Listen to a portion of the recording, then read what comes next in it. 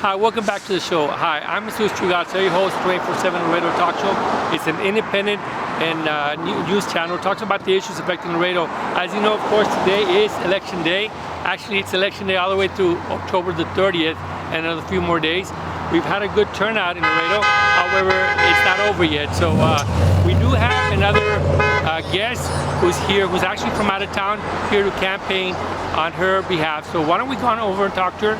She's a Republican candidate for Chief Justice, Renee Yanta, who's actually been involved in the community in San Antonio for many years. So let's give her a talk. Hi, how are you? I'm good. How are you? I appreciate you making it. Absolutely. Anytime we have someone from San Antonio, they're always welcome. Oh, thank you. Thank you for being hopefully here. I'll be down here quite a bit. Well, hopefully too. Now, Renee, you're running for the Court of Appeals, 14th Court of Appeals? The fourth. The 4th Court of Appeals. Yes, sir. Tell me a little bit about yourself. Absolutely. Well, I'm a military brat, so my dad served in Vietnam in the Cuban Missile Crisis. I lived all over the world, and when I was 16 years old, my dad got stationed at Randolph Air Force Base in San Antonio, and San Antonio adopted me, and it's become my hometown. So I'm very excited. I was a teacher for 9 years before I went to law school with 2 little kids. The only law school I ever looked at was St. Mary's University School of Law, because that's where my hometown is. You're a hometown girl. Absolutely. Well, welcome to Laredo. Thank you. I love it here. I've done a lot of practice here. Good. But you've been a lawyer for how many years? I've been practicing appellate law for 27 years. My goodness, you've been since the 1980s. And I look much older today. No, just fine. Now tell me, it's a 6-year term. Yes, sir. What type of cases go before the 4th Court? That's a great question. It's a whole, I call it soup to nuts. It's all the way from appeals of misdemeanor convictions to felony convictions, but a significant portion of the docket is civil cases, oil and gas cases percolating up from Laredo, also commercial cases, big breach of contract cases, and then also family law. And I think those are the most precious cases we have. So any appeal between a mom and a dad who are trying to figure out how to co-parent their children. Also parental termination cases, which are extremely difficult. But that's the whole I totally array. agree with you. They are actually the toughest ones, the 4th Court. They are. I had quite a few cases over there, but unfortunately was never reversed on it. But they are the toughest cases. Anytime you're talking about children and families, that hits the heart the closest. So we definitely need to do the right thing on those. And I think that is one of the reasons why it's important for people to consider voting for me. I was a district court judge in Webb County for 7 years, and day in and day out, I was handling family law matters. So I have a really strong understanding of the dynamics and the legal issues associated with family law cases. If I may, the person who's running against you, the Democrat, has no experience handling family law cases. Very little, very thin. Other than the appeal cases. But there's certainly, when you do 7 years of district court, I can tell you, you have been handling many family court cases. So that's a big plus for the community if you're dealing with those types of cases. I think so, and I hope y'all don't mind me getting a little religious on this, but I really feel that God prepared me in a very unique way, because the first half of my career was commercial litigation. It was handling appeals in oil and gas and breach of contract, big huge cases coming out of the Laredo courthouse with Carlos Zaffarini. So the first half of my career was about that very difficult financial case. But the second half of my career is all about families and children. And so I bring to the court expertise in both of those areas. Plus, I'm board certified in appellate law, and I have been for 17 years. And that is unique to the court as well. There's only one other justice that has that level of appellate experience. Right. But that's so important that you have that type of experience, because like I mentioned, the only one from Laredo, actually we have 2 from Laredo, but really one, Patricia Alvarez, very well respected, been very well respected in Laredo. She has some experience, but mostly it's all civil litigation for the most part. Right. So you'd be one of the very few, if any, who has family law experience, and I can assure you ladies and gentlemen, I'm telling you, from what I've seen with the Fourth Court of Appeals, it's important that you have a judge that has diversity in terms of knowing how to handle the juvenile and family cases. Right, right. In closing, let me ask you, once you put on that robe, again,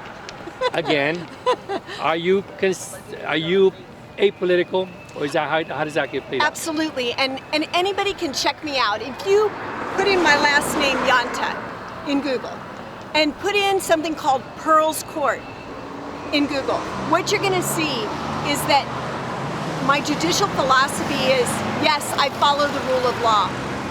And whether I like the law or don't like the law, I'm gonna follow the law. And that's what you want in a judge. But the truth is, judges see the gaps in the law as well. And a judge that is truly apolitical will work to be a catalyst for change for those gaps. And I saw that kind of gap with teen girls that are in the foster care system. I know you all realize this, but every child in foster care is a legal case. And it is the responsibility of district court judges to oversee their care and placement. So we changed the law to make sure that girls in foster care thrive. Well, there's another issue that the public needs to be aware of, because as judges on the local level, the county court law judges, district court judges also handle issues dealing with abortion. And if we don't deal with that issue on a local basis, or we do deal with it, it always goes on appeal to the Fourth Court of Appeals. So at the end of the day, even the abortion issues go to the Fourth Court of Appeals, and that's very important as well. That is true. Is there anything else you'd like to add? Well, first of all, I want the folks here in Laredo to know how much I care about you. I care about your children. I care about your families.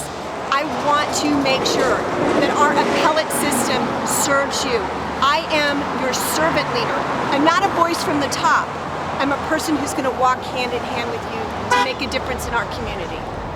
Well, thank you very much for being here. I am honored. I'm glad you made it to Laredo. Hope to see you soon. For soon. sure. And you haven't, I've been here quite a bit. Well, but you don't see me because, hey, listen, first of all, we've got the mask on. Right. And second of all, we've got COVID. So right. We need to keep each other safe. We need to keep each other well. And we need to get on the other side of this thing. That's right. Well, thank you so much for being here. Thank you. I look forward to seeing you again. Okay? And we'll be right back after this short break.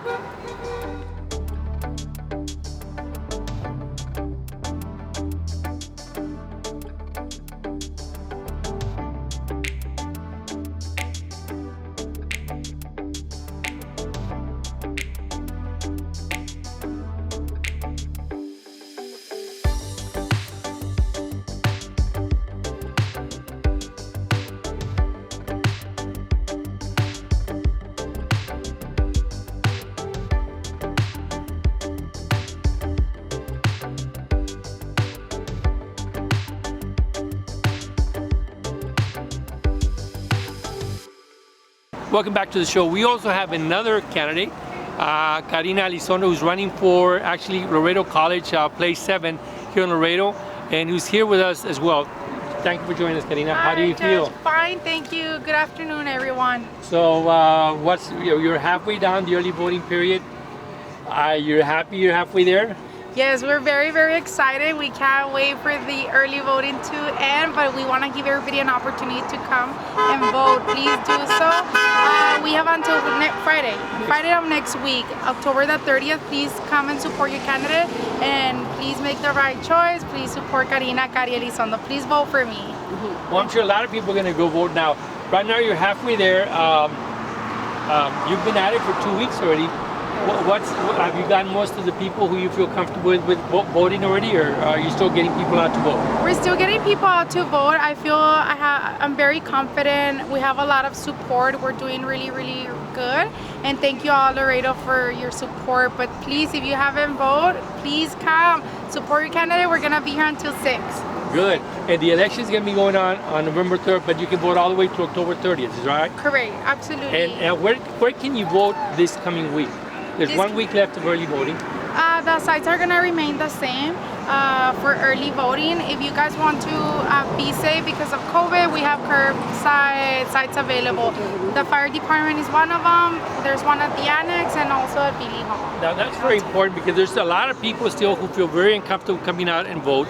And so it's important that people understand that you actually have an option, not only just vote by mail, or voting personally, but you can actually vote curbside service. How does that work, Karina? If I have issue with COVID-19, I don't want to go out publicly, where can I go vote? Or what's the status? How does it work that you see it works the same way. If once you enter the building, you're going to notice that there's going to be a line or people indicating you where the curbside side is, and it's pretty simple. It's like ordering food, but instead of ordering food, you're ordering your ballot for your district. Early voting, you can go wherever, so don't worry about it. Just come in, tell them you want to do that curbside, and they'll bring the ballot to your car. So it's very, very convenient. And for the propositions, you actually could be sitting down, reading them, take your time, elect the candidate of your choice, and read the propositions too. Very important. So is there any rush? Do you feel rushed when you're on the curbside? No, actually, I went with a friend of mine. I went with him to do that curbside, and it took him 6 minutes. Okay. Well, from beginning to end. Well, thank you again. We have Karina Elizondo, who's running for Laredo College Place 7. Please don't forget to go vote, and hopefully we're going to see you again very, very soon again. Thank you so much. I really appreciate it, Judge. Thank you. Bye. I want to thank you, the public, for watching. Until next time, please stay safe and make sure that you wear a mask. Thank you.